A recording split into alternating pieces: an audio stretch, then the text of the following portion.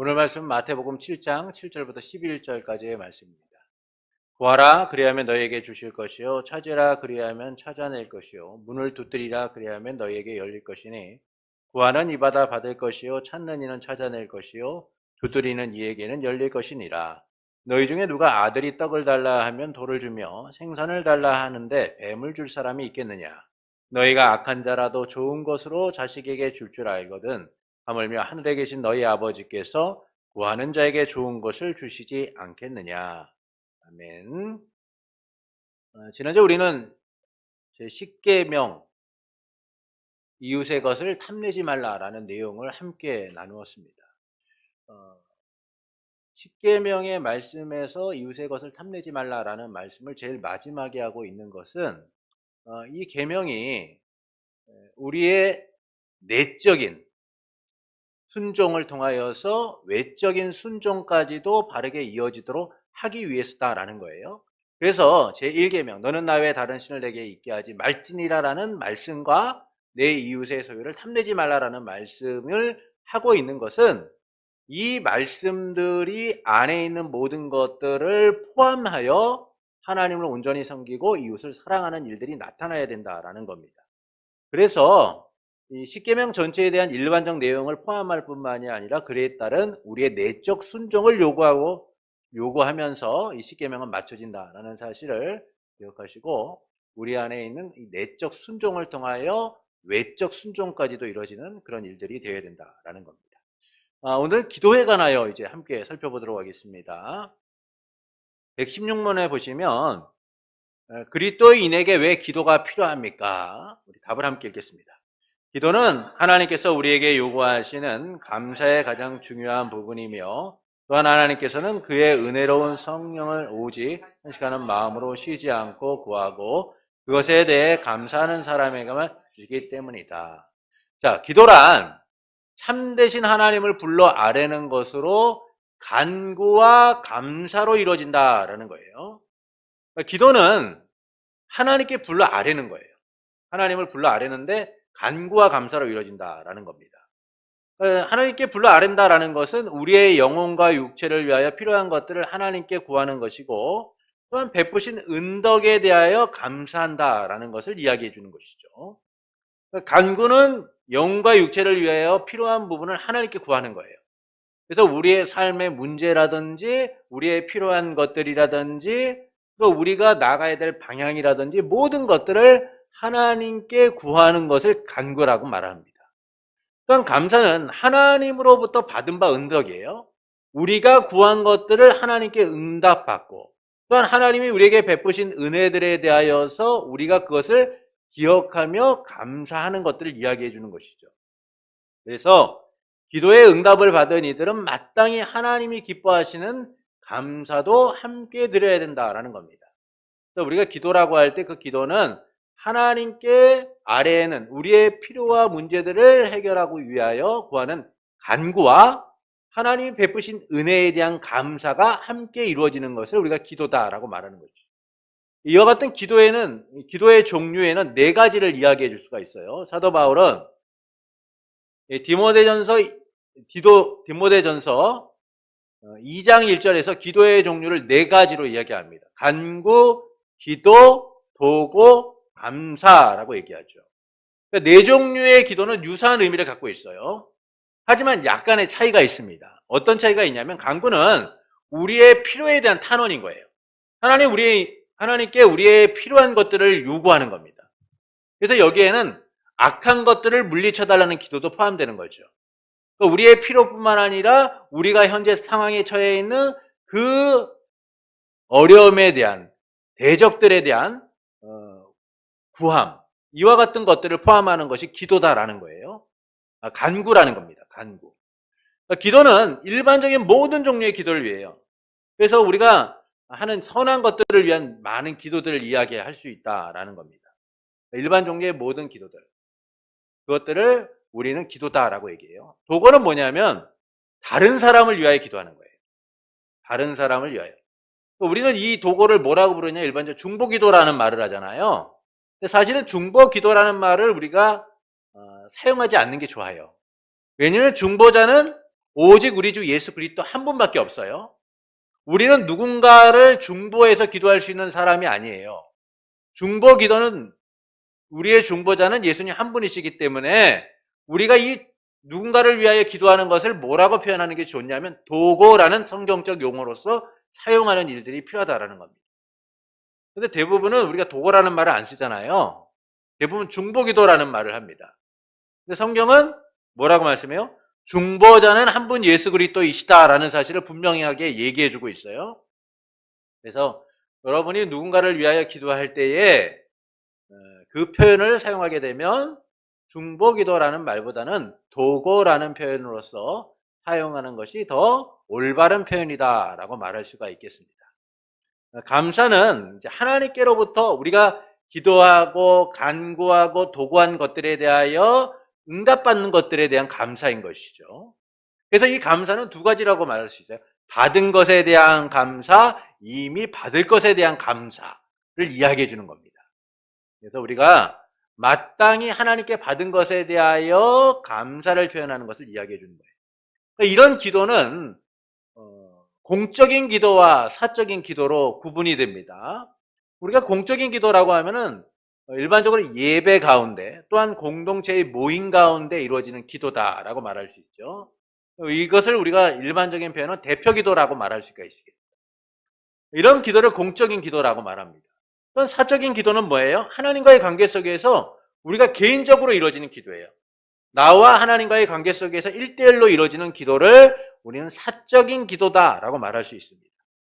특히 주의해야 될 점은 사적인 기도는요 그렇게 주의해야 될 부분이 없어요. 왜냐하면 우리의 심정과 우리의 필요와 우리의 모습을 그대로 하나님께 아뢰면 돼요. 그런데 공적인 기도는 공동체를 대표하는 기도이기 때문에 개인의 감정이나 생각이 바탕이 되어서는 안 된다는 겁니다. 모든 예배 가운데 모이는 모든 사람들을 대표하여 드리는 기도이기 때문에 공통된 고백이 나타나야 돼요. 공통된 고백이 나타나야 된다라는 겁니다. 그래서 우리가 추구하고 있는 하나님의 나라, 우리 교회가 함께 지향하는 바들, 우리 교회가 하나 되기를 원하는 것들, 모든 성도들이 주 안에서 아름답게 세워져 가는 것들, 공동체의 유익과 공동체를 대표하는 고백들이 나타나야 되는 것이 공적인 기도라는 거예요.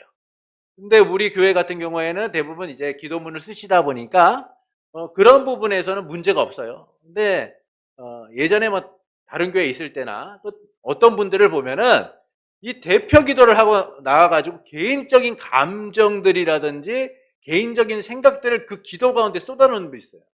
그래서 어떤 분은 막 기도할 때 정치적인 기도를 하거나 또는 자기가 생각하는 뭐 교회 안에서의 어떤 감정들에 대한 부분들 그 기도 가운데 녹아내리는 분들이 있습니다. 이건 무슨 기도예요? 공적인 기도가 아니죠. 그래서 공적인 기도하실 때는 모든 공동체를 대표하여 함께 고백할 수 있는 내용들로 기도가 이루어져야 된다라는 겁니다. 세 번째, 기도의 필요성은 있어요. 기도의 필요성이 뭐냐면 첫째는 하나님께서 요구하시는 감사의 중요한 부분이기 때문에 왜 우리가 기도를 해야 되냐? 하나님께서 요구하는 감사의 일부분이기 때문이다라는 겁니다. 시편 50편 14절부터 15절을 함께 읽겠습니다. 감사로 하나님께 제사를 드리며 지존하신 이에게 내 서원을 갚으며 환난 날에 나를 부르라. 내가 너를 건지리니 내가 나를 영화롭게 하리로다. 자, 기도는 하나님의 명령으로서 우리의 필요와 결핍을 위해 요구되는 거예요. 그래서 하나님께 구하지 않으면 우리에게 필요한 축복을 얻을 수가 없습니다. 그리고 응답을 받은 우리는 그 받은 은혜에 대하여 하나님께 돌려드려야 되는 거예요. 그게 뭐예요? 감사라는 겁니다. 감사. 이 때문에 기도는 하나님께서 우리에게 요구하시는 감사의 중요한 부분이다라고 말할 수가 있어요. 그래서 우리가 기도할 때 받은 은혜에 대하여 감사가 함께 이루어져야 된다는 것이죠. 왜 그렇습니까? 받은 은혜에 대한 반응이기 때문이에요.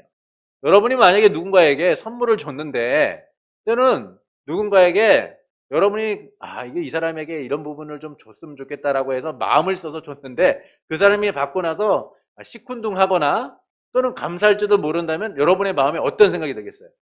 내가 한번 이번은 어쩔 수 없지만 다음에 주나 봐라. 이런 마음이 들잖아요.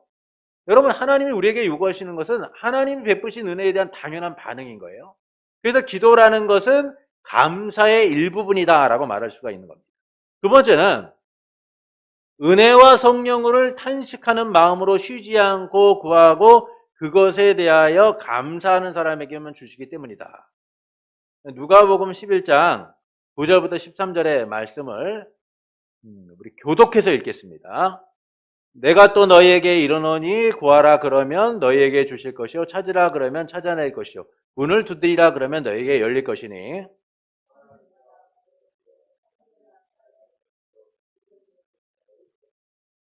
너희 중에 아버지 된 자로서 누가 아들이 생선을 달라 하는데 생선 대신에 뱀을 주며 함께 읽겠습니다. 너희가 악할지라도 좋은 것을 자식에게 줄 줄 알거든 하물며 너희 하늘 아버지께서 구하는 자에게 성령을 주시지 않겠느냐 하시니라. 자, 하나님께서는 우리에게 좋은 것을 주시는 분이에요. 그래서 이 마태복음에서는 너에게 좋은 것을 주시지 않겠느냐라고 끝나지만 누가복음에서는 이 표현을 뭐라고 얘기해요? 성령을 주시지 않겠느냐라고 말씀해요. 결국 우리에게 좋은 것은 뭐예요? 육체적인 것들, 현실적으로 우리에게 필요한 것들이 채워지는 게 좋은 게 아니라 성령께서 우리와 함께 하심을 통하여서 성령의 역사 가운데 살아가는 삶이야말로 가장 좋은 삶이다라는 겁니다. 그러나 이는 무작정 기도한다라고 해서 얻어지는 게 아니라는 거예요. 갈급함과 인내하는 마음으로 구해야 돼요. 쉬지 않고 우리가 하나님 앞에 간청을 해야 되는 겁니다. 하나님 아시니까 기도하지 않고 아유, 하나님 아시죠? 굳이 내가 말하지 않아도 아시죠? 라고 넘어가면 안 된다는 거예요. 갈급하고 인내하는 마음으로 끊임없이 하나님 앞에 기도하는 거예요. 마치 우리 자녀들이요, 엄마 아빠한테 용돈 달라고 뗐을 때를 생각해 보십시오. 얼마나 집요합니까, 아이들이. 네? 안 주면은 나 언제 줄 거예요? 돈 맡긴 것도 아닌데 그냥 그렇게 달라고 그래요. 언제 줄 거예요? 또 알았어 줄게 그러면 또 와가지고 언제 줄 거예요? 네, 그러잖아요. 여러분, 우리가 하나님의 자녀로서 그런 모습들이 있어야 된다는 거예요. 왜냐? 우리 안에 갈급함이 있기 때문에. 그래서 끊임없이 문을 두드리고 찾고 쉬지 않고 기도하는 모습들이 있어야 된다는 겁니다. 또한 그런 가운데 우리 가운데 어떤 자세가 있어야 되냐면 감사하는 마음이 있어야 되는 거예요. 그래서 요리문답은 이렇게 얘기하죠. 탄식하는 마음으로 쉬지 않고 구하고 감사하는 자에게 주어진다는 거예요. 곧 은혜를 갈망하고 은혜 받음에 대한 감사의 고백이 있는 자들에게 하나님이 그 은혜를 베푸신다라는 것이죠.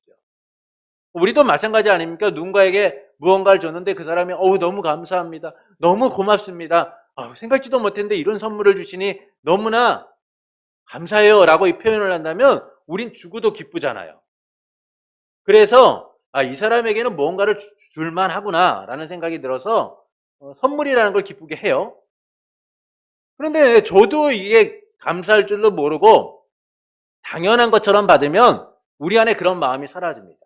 하나님이 우리에게 요구하시는 것도 그거예요. 하나님이 베푸시는 은혜는 감히 우리의 생각과 우리의 삶으로 판단을 내릴 수 없는 놀라운 가치를 갖고 있어요. 측량할 수 없는 은혜인 거죠. 그것에 대하여 우리가 어떤 반응을 보이냐면 하나님 베푸신 은혜에 대하여 감사함을 통하여 하나님이 주시기를 기뻐하는 자가 되기를 원하시는 거예요. 그래서 우리는 은혜를 갈망할 뿐만 아니라 그 은혜를 받음에 감사할 줄 아는 그런 자들이 되어야 된다라는 겁니다. 기도는 간절함과 인내와 감사가 바탕이 될 때에 베푸신 은덕을 풍성하게 누릴 수 있기 때문이죠. 이처럼 기도가 필요한 것은 하나님이 요구하시는 기도가 감사의 일부분이기 때문이고, 또한 우리가 기도를 쉬지 않고 함을 통하여서 감사하는 자들에게 주시는 은혜가 있기 때문이다라는 거예요. 그래서 우리는 간구와 감사로 이어지는 그 기도를 쉬지 않고 중단하지 않고 계속해야 된다라는 겁니다. 117문을 보겠습니다. 하나님께서 기뻐하시고 들으시는 기도는 어떠한 것입니까? 첫째, 한번 같이 읽겠습니다. 그의 말씀에서 자신을 계시하신 유일하신 참 하나님에게만 그가 우리에게 구하라고 명하신 모든 것을 마음을 다하여 기도합니다. 둘째, 우리 자신의 부족과 비참함을 똑바로 철저히 깨달아 그의 어미 앞에 겸손히 구합니다. 셋째, 비록 우리는 받을 자격이 없는 자들이지만 하나님께서 그의 말씀에서 약속하신 대로 우리 주 예수 그리스도 때문에 우리의 기도를 들어주신다는 이 확실한 근거를 우리는 가지고 있습니다. 자, 하나님께서 받으시는 기도는 뭐냐면 첫째, 하나님께만 말씀을 따라 기도해야 된다라는 거예요. 말씀을 따라 기도해야 된다. 이는 하나님이 받으시는 기도의 중요한 요소인 거예요. 요한일서 5장 14절을 함께 읽겠습니다. 그를 향하여 우리의 가진 바 담대함이 이것이니 그의 뜻대로 무엇을 구하면 들으심이라. 기도는요, 내 생각과 뜻을 우선해서 기도하는 게 아니에요. 내가 이미 정해놓고 하나님 이렇게 해주세요 라는 게 아니에요. 내 기도의 지향점, 내 기도의 방향은 뭐냐면 하나님의 뜻인 거예요. 하나님, 나의 삶 가운데 하나님의 뜻이 이루어지도록 은혜를 베풀어 주십시오라고 기도해야 돼요. 하나님의 뜻을 우선하고 하나님의 말씀대로 기도할 때에 우리의 기도가 하나님이 기뻐하시는, 받으시는 기도가 된다라는 겁니다. 오직 하나님만이 기도를 받으시고 응답하시는 분이기 때문이죠. 여러분, 자녀들이 말도 안 되는 것을 요구했을 때 그것이 부모의 기쁨이 되지 않으면 부모가 들어주는 게 안 들어줘요. 자녀가 무엇을 요구했을 때 그것이 부모의 기쁨이 될 때 부모는 그것을 들어주죠. 왜 그렇습니까? 부모의 복이 합당하기 때문인 거예요. 여러분, 우리가 하나님 앞에 기도할 때에 말도 안 되는 것들 또는 우리의 욕심과 욕망을 따라 기도하는 것들은 이루어지지 않습니다. 그래서 우리가 기도할 때 항상 우리가 바라봐야 되고 또한 방향을 설정해야 되는 게 뭐냐면 하나님의 뜻대로 하는 기도가 되어야 된다라는 것이죠. 그렇지 않으면 하나님이 아닌 다른 곳을 향한 기도가 될 뿐이고 허공에서 사라지는 메아리와 같을 뿐이다라는 겁니다. 둘째는 자기의 부족을 알고 겸손하게 구해야 돼요. 역대하 7장 14절의 말씀을 함께 읽겠습니다. 내 이름으로 일컫는 내 백성이 그들의 악한 길에서 떠나 스스로 낮추고 기도하여 내 얼굴을 찾으면 내가 하늘에서 듣고 그들의 죄를 사하고 그들의 땅을 고칠지라. 자기의 부족과 비참함을 알고 겸손하게 기도해야 됩니다. 하나님 앞에 자신을 낮추는 행위로서 하나님의 도우심을 구하는 것이 합당하다라는 것이죠. 만약 돈을 빌리러 오거나 도움을 요청하러 온 사람이요, 거들먹거리고 자기 자랑하고 도움을 요청한다면 이를 들어줄 사람이 누가 있겠습니까? 돈 빌려온 사람은 어떻게 해야 돼요? 굽신굽신 거려야 돼요. 지금 당장 내게 필요한 게 이 사람의 도움이 없이는 불가능하니까. 그래서 그 사람이 무슨 얘기를 하고 그래요, 내가 좀 잘못했어요, 내가 돈을 갚도록 하겠습니다, 그렇게 얘기하고 돈을 빌려야지. 와가지고 나 돈 좀 빌려줘, 돈 좀 빌려줘. 아니 내가 어려워서. 야, 그거 얼마나 된다고 돈 가지고 그렇게 유세를 떨어? 돈 좀 빌려줘. 이렇게 얘기하면 여러분 그 마음에 돈을 빌려주고 싶은 마음이 있더라도 이거 왜 이러지? 왜 이렇게 교만하지? 왜 이렇게 나한테 함부로 돈을 요구하지? 이런 생각이 들어서 돈을 안 빌려주는 거예요. 여러분, 우리가 하나님 앞에 기도할 때 겸손하게 기도해야 돼요.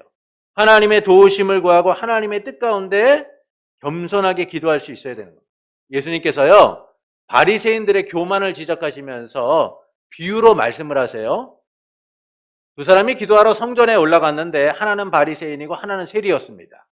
바리새인은 서서 기도하기를, 하나님, 저는 다른 사람들보다 소색하거나 불의하거나 간음하지 않고 저 세리와도 같지 않습니다. 저 하나님 앞에 얼마나 헌신하는 줄 아시죠? 일주일에 2번씩이나 금식하고 소득의 11조를 하나님 앞에 꼬박꼬박 드렸어요. 하나님 잘 아시죠? 근데 세리가 기도하는 거죠. 멀리 서서 감히 하늘을 향해 눈도 들지 못하고 고개를 숙인 채 가슴을 치면서, 하나님, 저 죄인입니다. 저 좀 불쌍히 여겨주세요. 저는 감히 하나님의 은혜를 받을 수 없는 자입니다. 저 좀 불쌍히 여겨주세요 라고 기도해요. 이에 예수님께서 바리새인보다 세리가 의롭다라고 하시면서 세리가 의롭다함을 인정받고 자기 집으로 내려갔다라고 하시며 바리새인은 자신을 높임으로 낮아진 자가 되었다라고 하시죠. 이처럼 우리의 기도는 자기 부족과 비참함을 알고 겸손히 하나님께 나가는 거예요. 하나님의 은혜가 아니고서는 살아갈 수 없다는 사실을 인정하고 그 은혜의 응답을 기다리는 자들이 되어야 된다라는 겁니다. 세 번째는 자격 없음에도 그리스도 때문에 들어주실 것이다라는 확신 속에서 구해야 된다라는 거예요. 요한복음 14장 13절부터 14절의 말씀을 함께 읽겠습니다. 너희가 내 이름으로 무엇을 구하든지 이는 아버지로 하여금 아들로 말미암아 영광을 받으시게 하려 함이라. 내 이름으로 무엇이든지 내게 구하면 내가 행하리라. 여러분, 기도라는 것은요, 내 자격과 공로에 의하여 하나님께 드려지는 게 아니에요. 우리의 기도가 하나님께 드려지고 응답받는 가장 근원적인 이유는 예수 그리스도의 십자가의 죽으심과 부활, 예수 그리스도의 공로를 통하여서만 이루어지는 거예요. 예수님이 나를 위하여 피 흘리시고 죽으심으로 우리의 죄값을 해결해 주셨기 때문인 거죠. 그래서 우리의 기도는 누구의 이름으로 해요? 예수 그리스도의 이름으로 하는 거예요. 예수 그리스도의 이름으로 구할 때에 그 기도가 응답받는 겁니다. 이처럼 기도는 오직 예수 그리스도를 신뢰하며 그분의 공로 속에서 이루어질 것이라는 확신 속에서 기도할 수 있어야 돼요. 내 공로나 내 힘으로 이루어지는 게 아니에요. 예수 그리스도의 공로 때문에 우리가 기도가 이루어지는 겁니다. 그래서 우리의 유일한 중보자는 예수 그리스도이시고 우리의 기도는 오직 예수 그리스도를 통해서만 상달되고 성취된다는 그 확신과 믿음을 가지고 기도할 수 있어야 된다라는 겁니다. 118문을 보시겠습니다. 하나님께서는 그에게 무엇을 구하라고 우리에게 명하셨습니까? 함께 읽겠습니다. 영혼과 몸에 필요한 모든 것인데 그리스도 우리 주께서 친히 가르쳐 주신 기도에 그것을 다 담겨 있습니다. 하나님께서 우리에게 구하라고 명령하신 게 뭐냐면 영혼과 몸에 필요한 모든 것을 이야기해요. 그 기도가 어디에 담겨져 있냐면 주께서 가르쳐 주신 기도문, 우리가 주기도문이다라고 하죠. 그 안에 담겨져 있다라는 겁니다. 이를 통하여 예수님께서 우리가 구하기를 원하시는 게 뭐냐면 먼저 하나님의 나라와 하나님의 의를 구하는 삶이 되기를 원하시는 거예요. 그래서 예수님께서 뭐라고 말씀합니까? 너희가 목숨을 위하여 무엇을 먹을까 무엇을 마실까 몸을 위하여 무엇을 입을까 염려하지 말아라. 너희는 먼저 그의 나라와 그의 의를 구하라. 여러분, 우리의 삶의 기도가 우리의 초점을 맞춰 기도해야 될 것은 하나님의 뜻을 따라 기도하는 거예요. 하나님의 나라와 그분의 의를 위하여 기도하는 겁니다. 그때에 우리의 필요를 아시는 하나님께서 우리의 문제와 우리의 삶의 필요를 채워주셔서 역사하시는 거죠. 그래서 하나님이 우리에게 명령하시고 구하라고 하신 것은 오직 하나님의 나라와 그분의 의를 위한 기도가 되어야 된다라는 거예요. 그때에 하나님께서 우리의 필요를 아시기 때문에 우리의 필요를 채워주시고 은혜를 베푸신다라는 겁니다. 그래서 우리의 기도가 하나님이 원하시고 하나님이 요구하시는 방식으로서 기도가 이루어져야 된다라는 거예요. 근데 대부분 우리의 기도는 어떻습니까? 우리가 필요한 것들만 기도해요. 우리가 필요한 것들. 그래서 평상시에는 기도 잘 안 하다가 필요가 생기면 기도하잖아요. 문제가 생기면 기도하고. 근데 하나님이 우리에게 원하시는 건 끊임없이 우리의 삶 가운데 하나님이 원하시는 그 방식, 하나님이 요구하시는 명령에 따라 기도하기를 원하시는 거예요. 하나님의 나라와 그분의 의를 구하는 삶을 통하여서 우리 가운데 하나님의 은혜가 충만할 수 있도록 우리가 기도하고 이렇게 살아가는 이들이 되어야 되는 겁니다. 자, 119문을 보겠습니다. 주께서 가르쳐 주신 기도는 무엇입니까? 함께 읽겠습니다. 하늘에 계신 우리 아버지의 이름이 거룩히 여김을 받으시오며 나라의 임하옵시며 뜻이 하늘에서 이룬 것 같이 땅에서도 이루어지이다.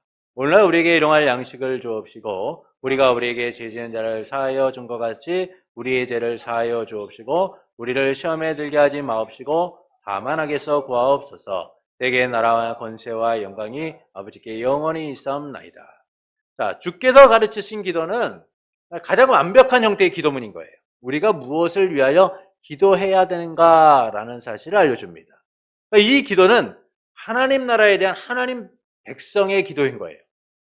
또한 영혼과 육체를 위해 필요하여 간구해야 될 모든 것들을 압축해서 기도하도록 하고 계신 것이죠.